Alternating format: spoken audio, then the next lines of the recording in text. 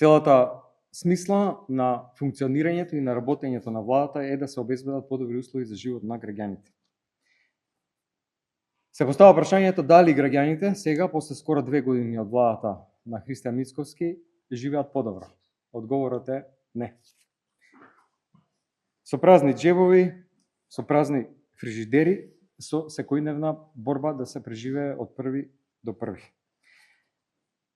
2 години од владата нема напредок на ниту едно поле, а најголемо потфрлање има во економијата и во животниот стандард. Со Мицковски на власт се случува економска катастрофа. Нема пари за поголеми плати и пензии, нема пари за зголемување на минималната плата на 600 евра, нема пари за земјоделците. Не само што нема зголемување на субвенциите, има намалување, а замислите дел од субвенциите, дел од земјоделците треба да вратат исплатени субвенции за 2024 година. Нема никакви мерки да се заштитат граѓаните во услови на криза. Синдикалната кошничка достигнува речиси 69.000 денари, ниту 3 минимални плати практично не се доволни да се покрие оваа кошничка, а владата ја крати и ги крати продуктите кои што влегуваат во кошничката. Замислите каква манипулација. Околу 160.000 работници земаат плата до 30.000 денари и тоа едноставно не е доволно да се надмине прагот на сиромаштијата, просечното македонско работничко семејство. Сиромаштијата расте, стапката достигна 27,9% во првата година од владењето на ВМРО групата. Инфлацијата достигна 5,7%, додека во еврозоната е околу 3%.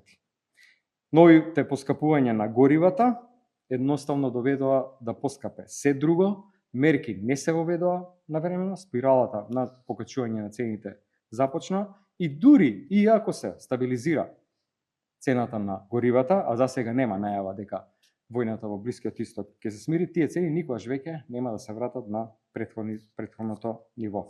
Едноставно нема еден сегмент во економијата кој што е добар.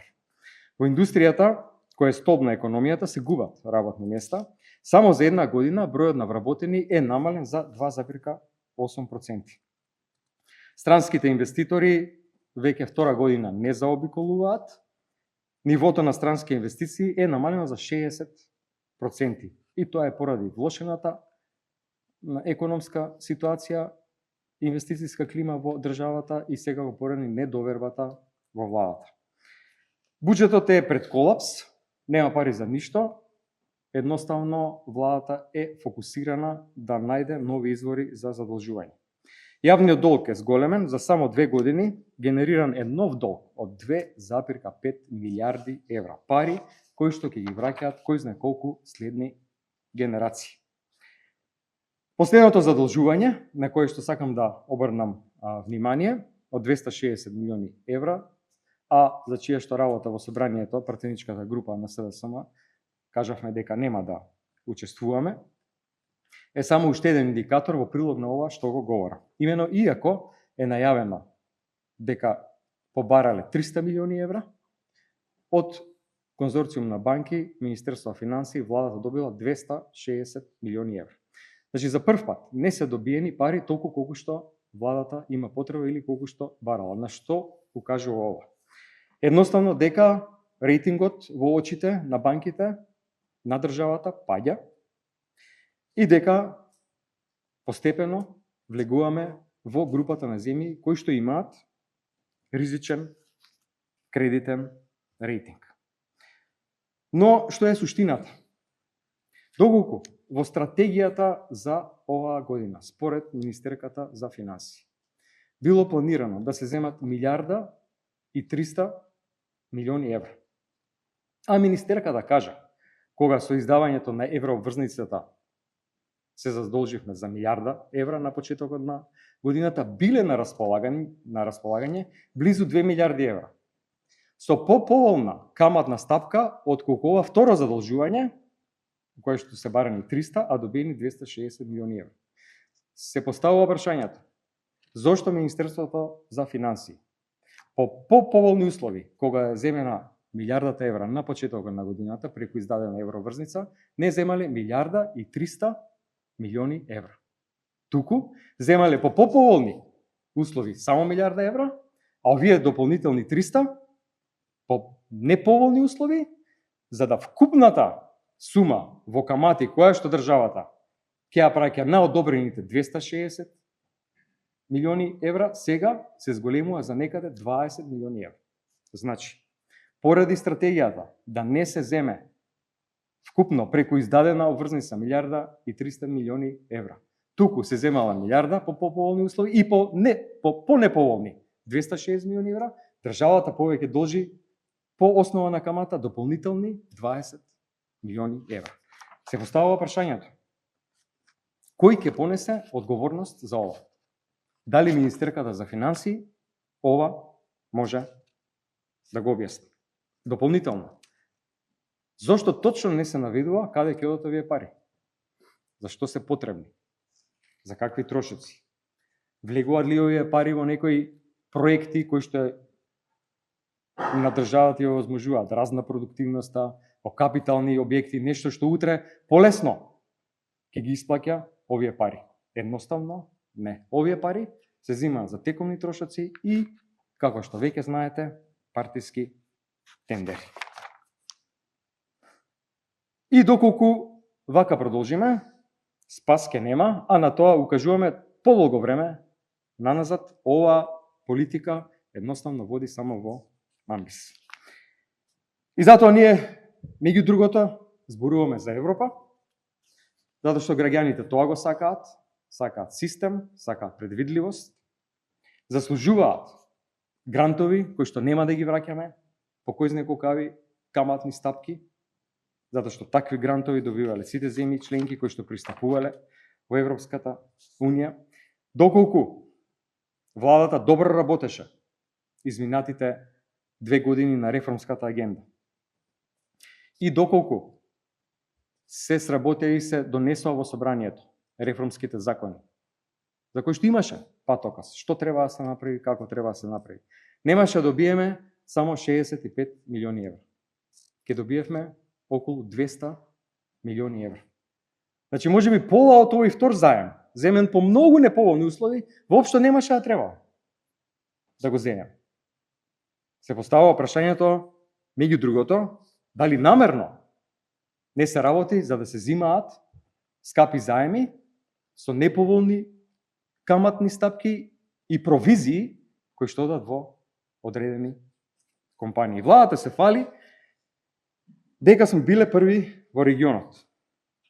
И сакам да им објаснам на граѓаните, затоа што гледам дека пропагандата е многу силна, како тоа нема никаква врска, односно дека суштината на работите е практично неработењето и немањето капацитет на владата. Ако ние имаме 10 ниви за орање, а Црна Гора 3, и сработиле 2 од 3, а ние 3 од 10, џабе се фалиме дека сме сработиле повеќе од Црна Гора.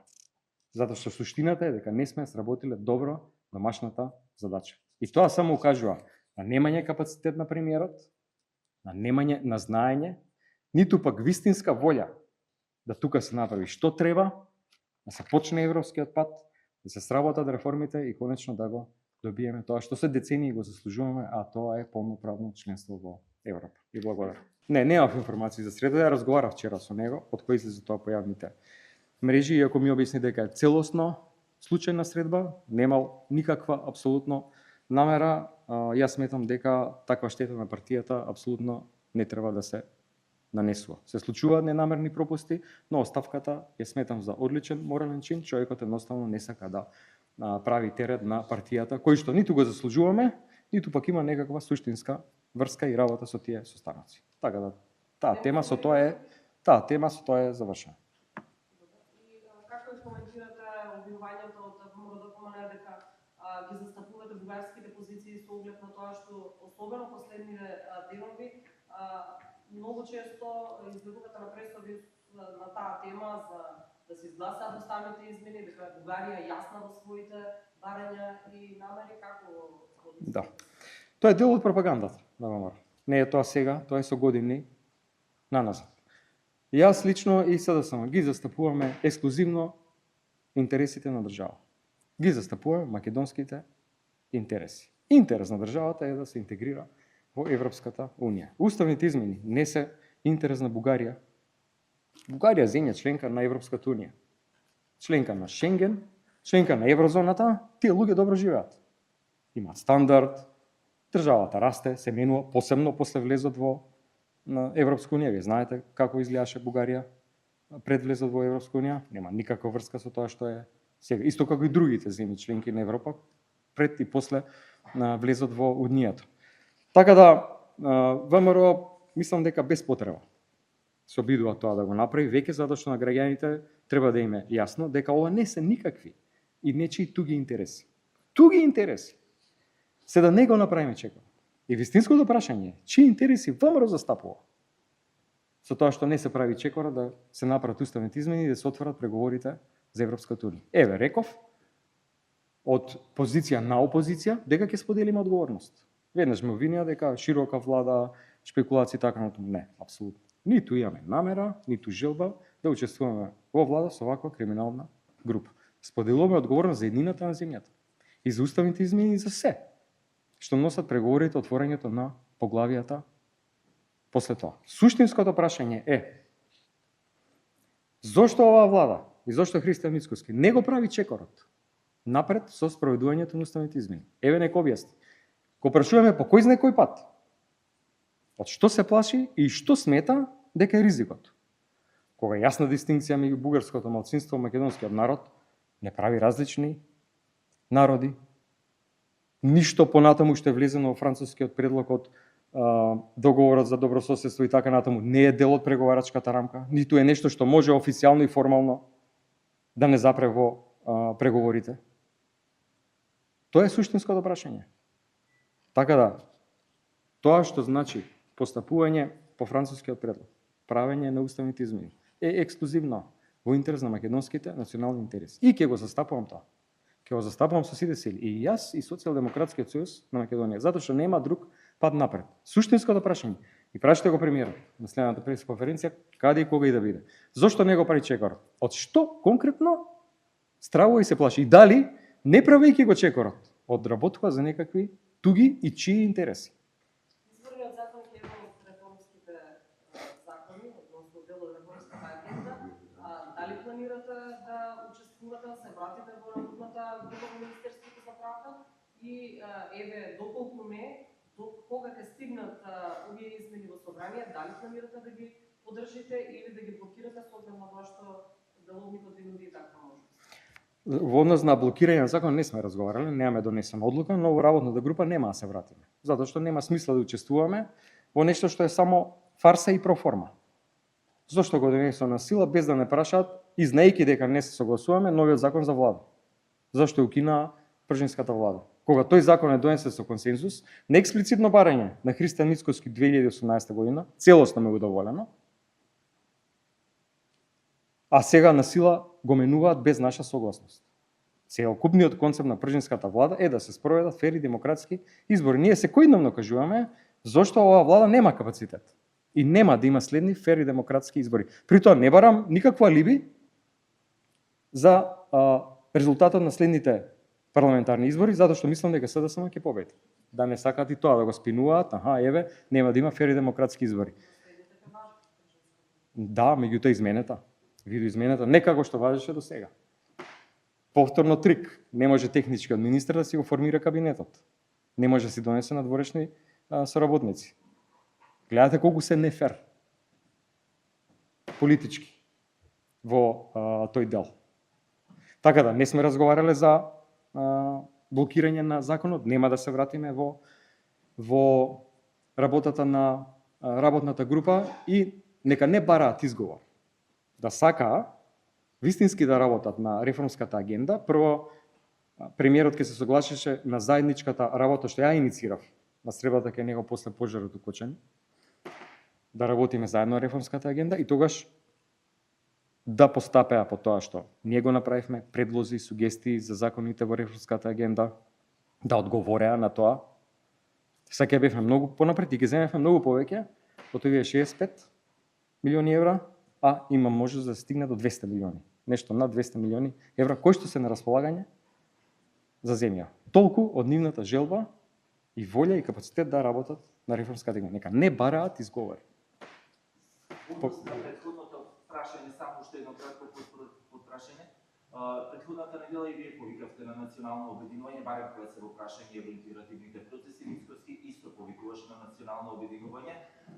Сега видите да го направи првиот чекор, дали може би вие сте размислувале да го направите првиот чекор, да инициирате некаква средба во однос на ова, бидејќи се актуелна и онаа иницијатива на германскиот канцелар во Европскиот парламент за интегрирање на Западен Балкан по забрзана трак. Како гледате на тоа и како иницијатива? Тоа е само според мене уште еден знак дека има волја да се направи чекор кон проширување за прв пат после 15, скоро 15 години после влезот на последна земја која влезе во Европа беше Хрватска. Очигледно е дека геополитичката ситуација во светот го наметна проширувањето како еден од приоритетите на Европската унија и со примерот на Црна Гора тие веќе го покажуваат тоа. Изјавата на Мерц е уште една изјава во прилог на тоа дека навистина има волја, има потреба и економска и безбедносна на самата Европска унија, да не зборувам за бенефитите на земјава и на граѓаните кои што тука живеат. Ке се вратам на прашањето. Се извинам, само уште еден коментар. Освен Хрватска и Грција, сите други земји се влезени во пакет. Значи, ако се работи да се направи нов пакет, а освен земјите од Западен Балкан, Црна Гора и Албанија веќе одат напред. Се зборува за Молдавија, се зборува за Украина. Очигледно е дека ќе има и тука некаков чекор. Тоа што ние треба да направиме за да не го испуштиме овој воз е веќе на масата.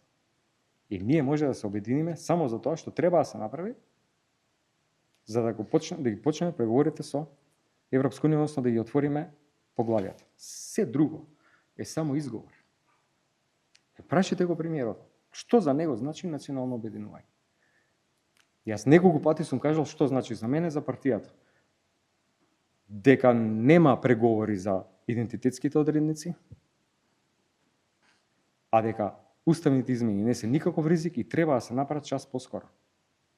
Впрочем, да ја потсетам на една изјава на Христијан, ќе ги оставиме да ги прават следните генерации. Значи, човекот е свесен дека мора да се направат. Само не сака да ги направи тој. Лично би инициирале средба, со него ли за тоа? Гледате, тоа е единствената работа за која што ја би седнал на маса да разговараме, затоа што тоа е единствениот пат напред. Значи не исклучувате можност да инициирате така? Кога и тоа да се случи? Сите во парламентот треба да седат заедно. Нема друга можност, нема друга опција. И тоа е неминовност. Ама не е тоа суштинското прашање, затоа што има отворена врата, има волја, има желба, имаме аргументи. Да слушнеме вистински контраргументи ако имаат да кажат, до сега не сме слушнале. Еве нека каже премиерот што е за него национално обединување. Ако мисли дека ќе ја продава приказната, дека е голем патриот, дека он се бори за некакви национални интереси замислени кои што не знам ни како ги замислува, затоа што не ги објаснува, дека нешто ќе ни биде загрозено за време на европскиот пат преговорите или со првиот чекор уставните измени, нека каже што е тоа. Ја до сега не сум го слушнал. Што е тоа, што се стравува? И мојот повик за единство сега пред неколку дена, дека сите ги седиме заедно на маса, што и да се случи утре, најлошата опција е да остане вака луѓе. Затоа што, ако се направи пакет за проширување, без нас, ќе се затвори вратата. Да не мисли владата, дека цело време ќе биде отворена и нас ќе не чекаат кога ние ќе одлучиме, па ќе влегуваме во Европска унија. Тоа е организиран процес, не е така. Ако за прв пат се отвара после 15-16 години, дајте да не го испуштиме ова. Нема може да обстане државата. Гледайте како се водат. Ова со финансите, ова што го образлагам денес. Не се издржува овој процес. Долг на долг на долг, камата на камата на камата, нема крај. Суштината на Европа е грантовите, така ќе видат бенефит граѓаните, да не зборам тоа што ќе бидат дел од заеднички пазар од 500 милиони луѓе. Стартап бизнисите во Хрватска, кои што беа неколку десетици и стотици илјади евра, станаа милиарди после влезот во Европска унија. Видете компанијата Римац. Видете како работа на поле на вештачка интелигенција, на технологија. Тоа се работите со кои што се занимаваат луѓето во Европа и младите патуваат слободно. Ви треба да чекате 10 сати на граница летово. Ако сакате да одите негде. И ако имаат воопшто луѓе пари да одат негде. Во оваа тешка криза. Христијан големиот патриот. Нема чекор напред. Зошто? Не смеело Бугари да бидат во уставот. Тоа не е бугарско барање, тоа е европско барање. Христијан Мицкоски обвинува Европа дека ни го загрозува националниот идентитет со понудата што е на маса. Тоа е суштината на неговиот став. Не Бугарија, Европа.